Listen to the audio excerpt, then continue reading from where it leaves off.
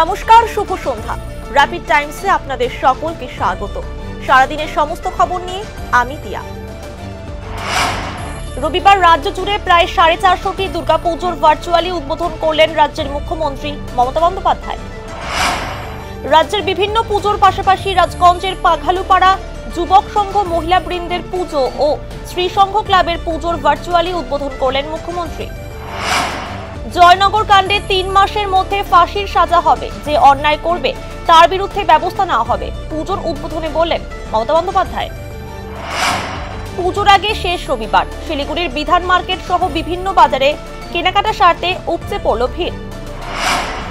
ওয়ার্ডে হয়নি রাস্তার কাজ, মেয়র গৌতম দেবের কড়া সমালোচনা করলেন শিলিগুড়ির 46 নম্বর ওয়ার্ডের কাউন্সিলর দিলীপ বর্মন। কাউন্সিলরের এমন মন্তব্যে শোরগোল রাজনীতিতে। শিলিগুড়ি পৌর নিগমের 12 নম্বর ওয়ার্ডে অবৈধ নির্মাণে বাধা দিতে গেলে এক ব্যক্তি ও তার স্ত্রীকে মারধরের অভিযোগ। আদালতে মামলা চলাকালীন ফের অবৈধভাবে বাড়ির কাজ করার অভিযোগ ঘিরে চাঞ্চল্য ছড়ালো। রেলের বিভিন্ন জিনিস চুরি করে বিক্রির কারবারের পর্দাফাশ করল জিআরপি এবং আরপিএফ।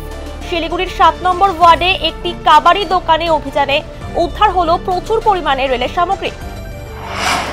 অচেনা কোনো ব্যক্তিকে লিফট দেওয়ার আগে সাবধান, না হলে পড়তে পারেন বিপদে। মাটিগাড়া তুম্বাচোত এলাকায় লিফট দিতে গিয়ে ছিনতাইয়ের শিকার হলেন এক যুবক। আলিপুরদুয়ার জেলার বিভিন্ন দর্শনীয় স্থান পর্যটকদের দেখানো হবে টুরিস্ট বাসের মাধ্যমে। এই পরিষেবা পেতে পর্যটকদের করতে হবে অনলাইন বুকিং। উদ্যোগ গ্রহণ করল আলিপুরদুয়ার জেলা প্রশাসন। ফালাকাটা ব্লকের জটেশ্বর বিধাননগর দুর্গাপুজো কমিটির পুজোর ভার্চুয়ালি উদ্বোধন করলেন মুখ্যমন্ত্রী মমতা বন্দ্যোপাধ্যায়। সারাদিনের সমস্ত খবরের আপডেট পেতে নজর রাখুন শিলিগুড়ি টাইমসে।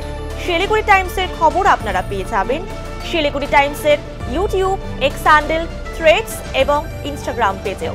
সঙ্গে থাকুন, দেখতে থাকুন শিলিগুড়ি টাইমস।